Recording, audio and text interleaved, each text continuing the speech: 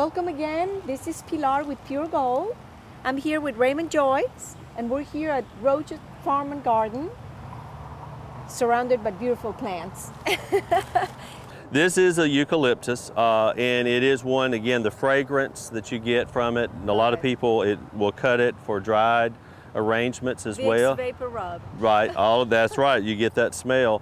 And these are great. Again, they will tolerate cold temperatures, and we've got some large ones that here are probably 15, 20 feet tall around in the county and the area here that do a great job. Now, some of them did get nipped a little bit this past winter. Yes. Again, you just remove what was damaged and it'll come right back out.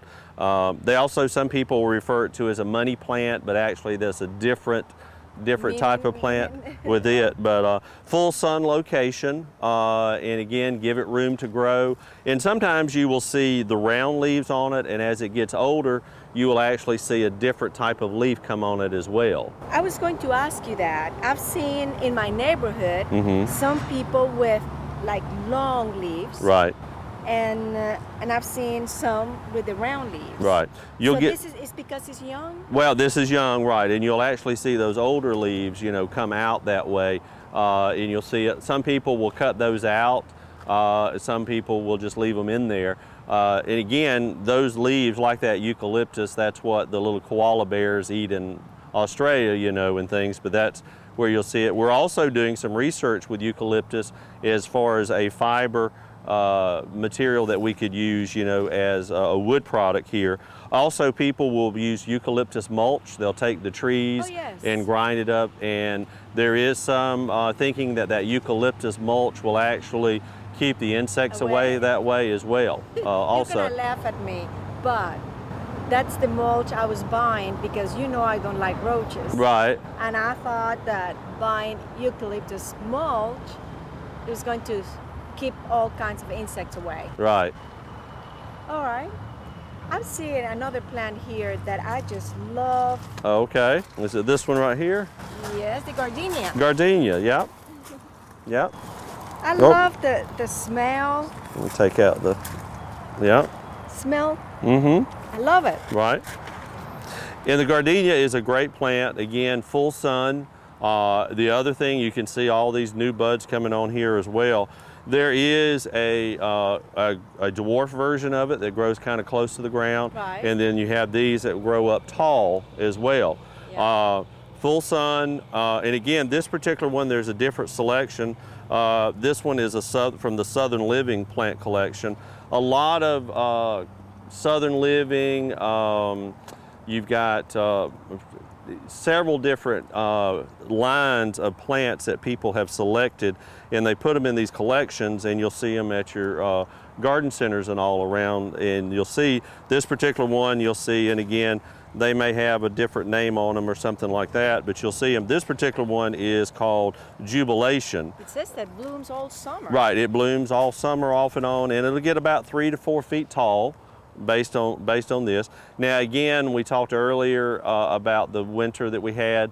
A lot of the gardenias really got zapped back pretty good. Right. But if you had a gardenia that got really hurt, cut it back, and I can just go ahead and cut it back, and it'll come right back out in most cases. We have a couple at the office. We lost one, and one is trying to come back now for that. But the gardenias are beautiful. If you have gardenias, can you tell me what insect you're going to have? Bees, I guess? What we'll have is you'll get white flies.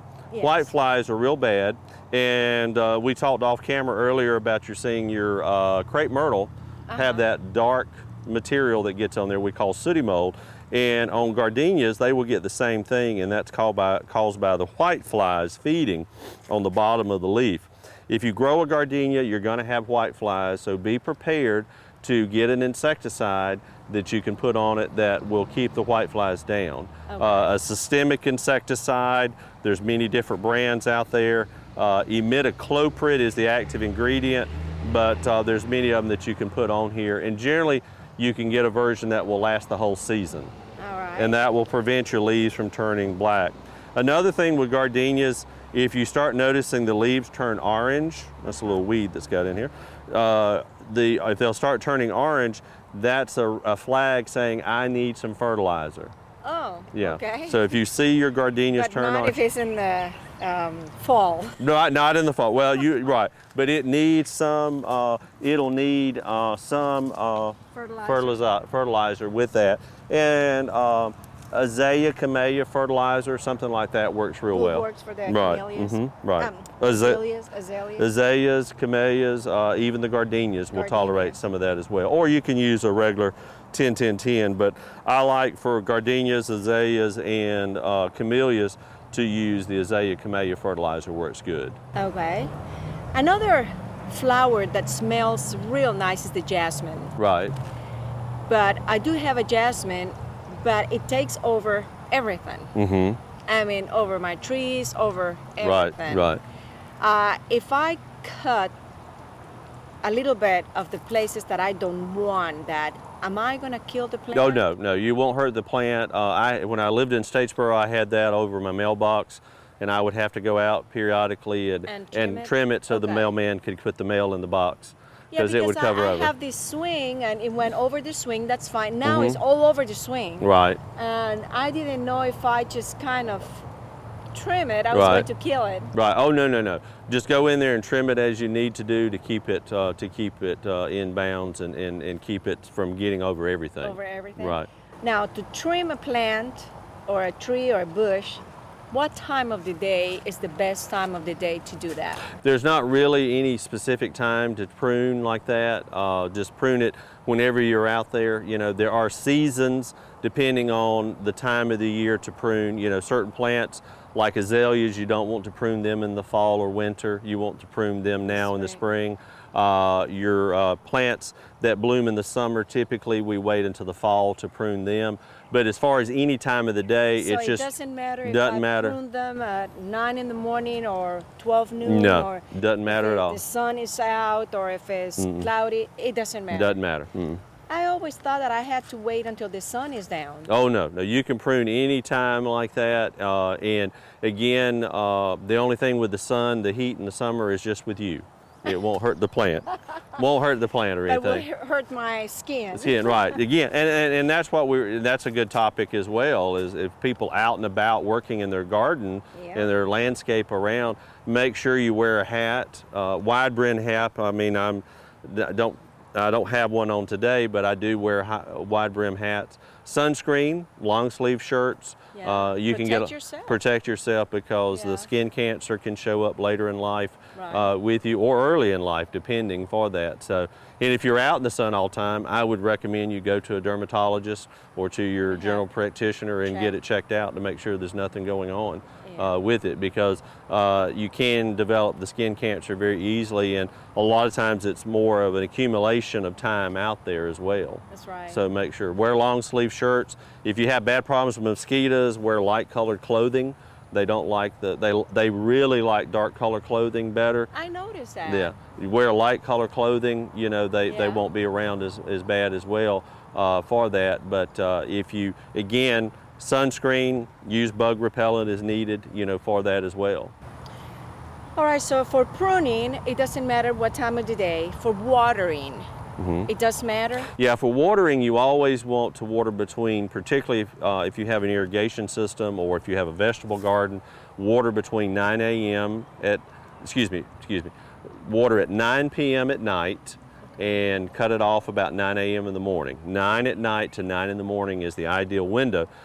And the reason being is that you're going to have the dew already on these plants. So basically, if you have your irrigation system set to come on at 2, 3 o'clock in the morning, the pressure is going to be better. Plus, also, you're just washing the dew off.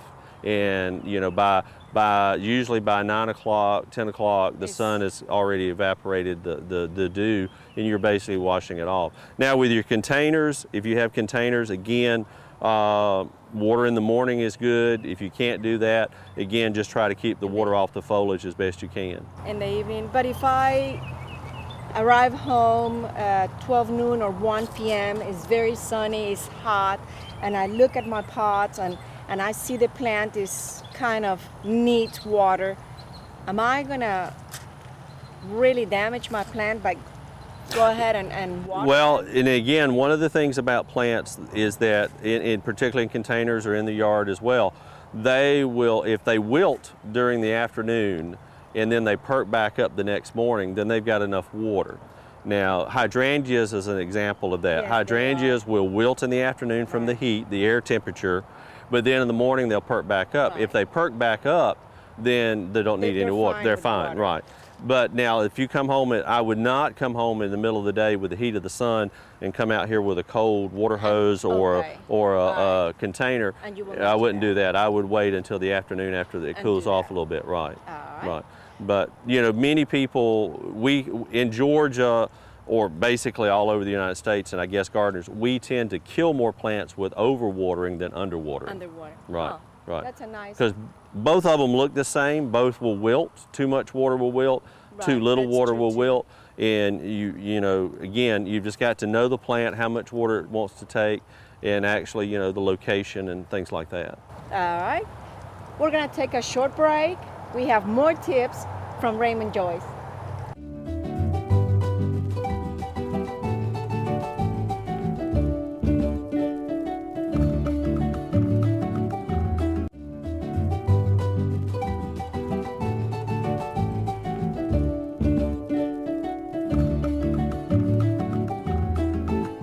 All right, we are in the shade.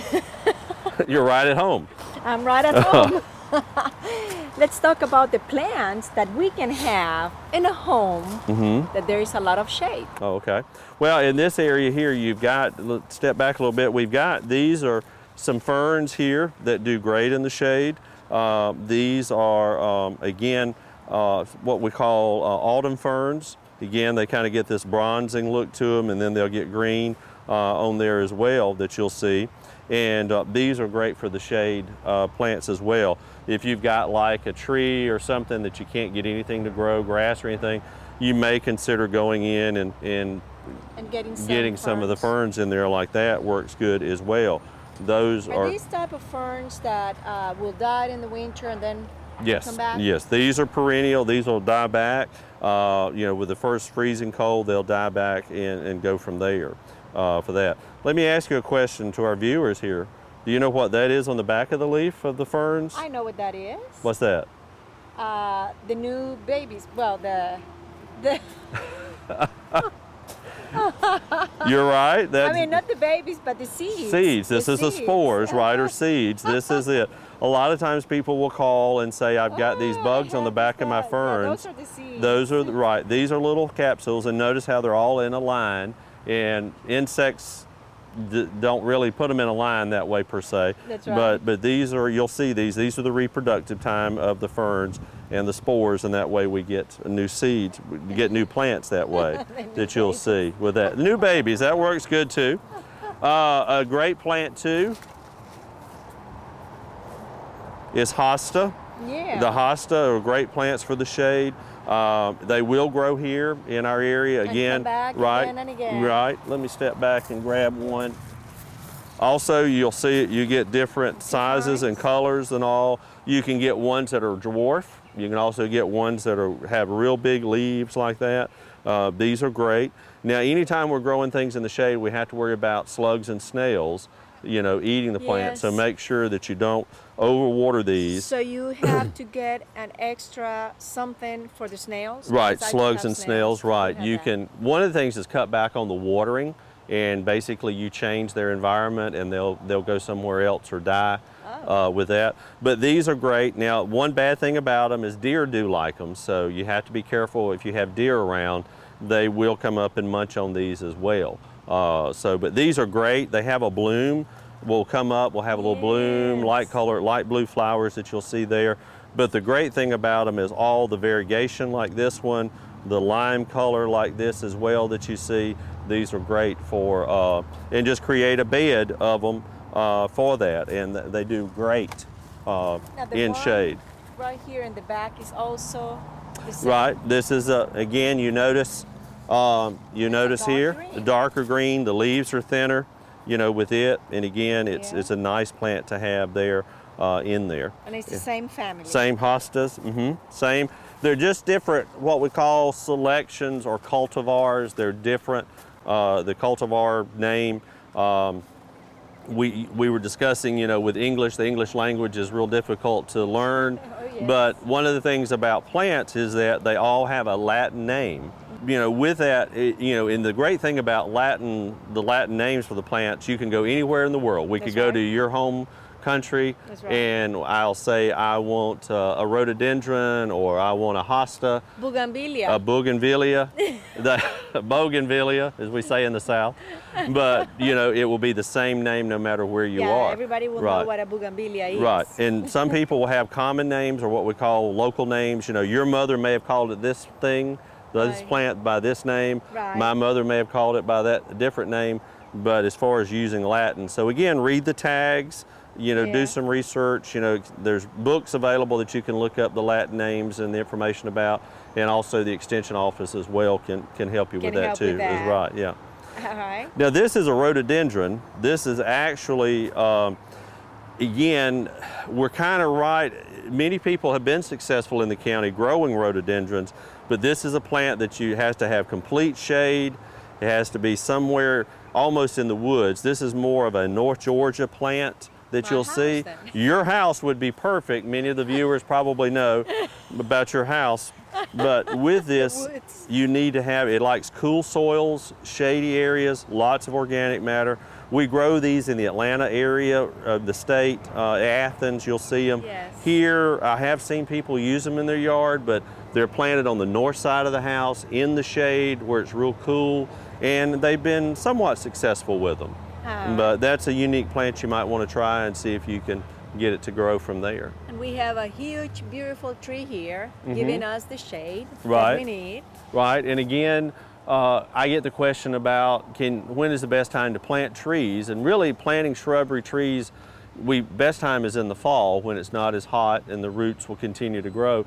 But let's say if you're doing landscaping now and adding these plants to your landscaping, it just comes back to making sure you water them and keep them watered, not overly watered, but as we talked before, just watered. This is a sycamore. It is a great tree. Again, as it gets older, it will have the bark will kind of peel off. It'll have exfoliating bark, and again, it has these big, huge leaves as well. For people with allergies, it's probably not the best tree because if you rake up the leaves in the fall, they give off kind of a fuzzy material. When I worked in landscape maintenance in Atlanta, we used to have these, and I always did not like being around these in the fall because A lot of leaves. right, a lot of leaves, and To with clean it up. clean up that way as well. And sometimes, maybe we in our house don't have that tree, but our neighbor does. Right, And then all our neighbors' leaves end up in our yard. right. So we end up cleaning. That's right. A Being lot of neighborly. leaves. That's right. Being Yeah, neighborly being with nice. with that. I was looking right here. Let's see. Yeah. Now again, this is a good shade plant here. A different color. This is what we call coral bells. This particular one is dark secret. Notice again the foliage, something a little different. Again, it will tolerate a little bit of sun, but it's better in the shade. And they will also, again, basically you're looking at the color here, the foliage, just to add mixing, Yeah, these together, beautiful. something like that would work good, for the color, just to something a little bit different in Right. there. But, don't, I know you get discouraged sometimes with your shade, but don't do Yeah. that because there are a lot of plants that you can grow in the shade That's right. as well. And basically one of the things too, I was visiting with a lady on a home visit recently, and I said, has it been 10 years since I've been out to your place? And she said, yeah, it's been 10 years. And she showed me a tree that she planted, which was just a little bitty stick almost. And now 13 years later, since she's been there, it's a big, huge, beautiful tree. And so you have to kind of keep that in mind as you're planting. You may have to switch from full sun plants to shade plants as your landscape matures. Right, matures, right, changes. right. Just like us, we change as we get younger. Not me. Not you, okay, okay, all right. We're gonna take a break. Don't go away.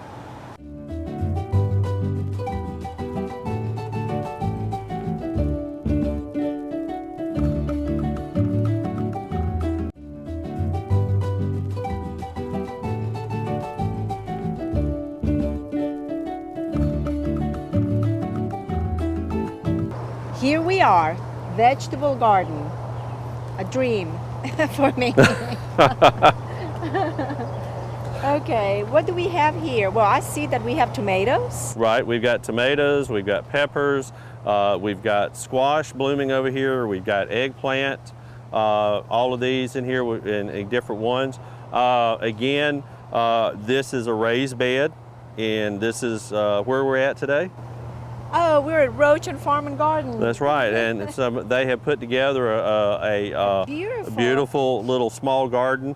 And again, you can see it looks like they've used some organic matter, like the gin trash. They, also operate a gin, so they've got some of the gin trash and organic matter mixed in. And again, they've used the raised beds to make this. But they've got cucumbers, all of these. Oh, and one thing, this is okra. I didn't see this, but this is okra growing right here with it. Now again, your tomatoes, you've got tomato cages here for that to support. And again, you can also see with the squash is beginning to bloom in there. And one of the things with the squash I'll get calls about is, well, I've got all these blooms, but I don't have squash. And basically there are male flowers and female flowers. And one of those flowers will actually come out first, and until you get both the flowers, then you'll start getting fruit. In most cases, one plant will have both flowers? Yes, yes. Okay. Right. One plant, you can plant one squash plant and have squash. You do need a lot of bees, and again, we don't have a lot of those around too much, but if you don't get a lot of bees, you can actually shake the plant or take the male flower and go around to the female flowers and actually help pollinate, right, pollinate them that way. But these are all, this is a great little garden here. Again, full sun. I do see some eating of the leaves a little bit, so you probably have some insects that you'll need to monitor that with the and use an insecticide if you choose to that's appropriate for that plant or labeled for that plant. With this, one of the things with vegetables is a full sun location, and the other thing is harvest the vegetables to keep them blooming, to keep them growing. So again, don't let the squash get too big or the eggplant get too big or the okra get too big as well. Keep harvesting it, that way you will always have fruit throughout the season. All right. Now, let me see what else we have here. Well, and they've also thrown in some annual color. The marigolds, you can throw that in if you want to as well. Yeah. Here again is some eggplant here, some more squash, maybe some zucchini that they've got mixed in here. And these look like they were all from transplants that they, they put in as plants that were grown in a greenhouse and then brought here to the nursery and, to be sold here as well that way. And gives you a head start so you don't have to do it. And selection, again, a lot of different ones that way that you have. And it doesn't matter, we can mix.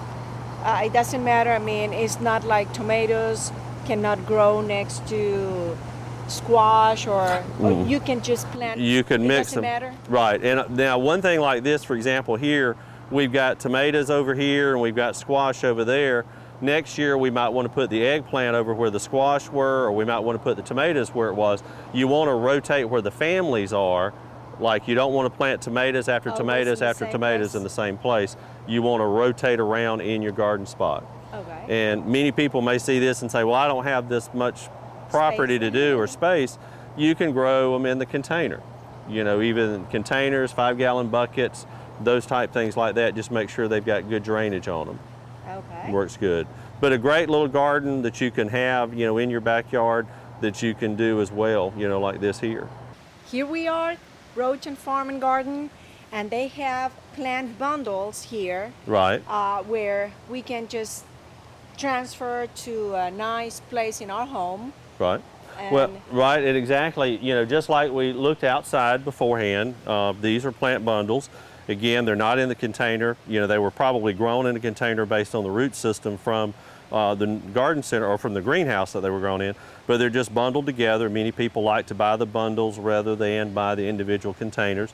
But just like we saw outside, these vegetables, again, full sun, will work good outside. Now, with the vegetables, just like with the regular plants, we need to open the roots and make sure that, and even cut a little bit the roots. Well, with these are small enough you could actually just take your fingers and break them apart. Just break them. And same way in a container, for example here, if I got this tomato home right here. See how leggy it is and tall? Yeah. Again, I would break it up.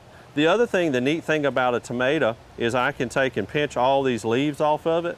And if I don't want it to be as leggy as this, I can pinch all these leaves off and I could plant it all the way up to here if I wanted to, or even up here you leave a little bit. But just because it looks like a Charlie Brown tomato, you can still get them and plant them deeper, and that way you'll get roots that'll form all up and down the stem right here. Oh, really? If I put dirt up to here, the roots will come out? The roots will come out, right. So again, just because it's leggy doesn't mean that, you know, you can have it. Now, even some people will actually lay it down like this and try to get sprouts out, and so you can roots, do right. But that's neat little trick. But the tomatoes actually can be planted deeper than what you normally would. You plant them, right? All right. But yeah, the bundles are great that you can use, and then you know behind us there's the individual plants, or either in 6 or 8 packs that you can get that way. Right. With it, but even with those, you need to break up the root ball a little bit.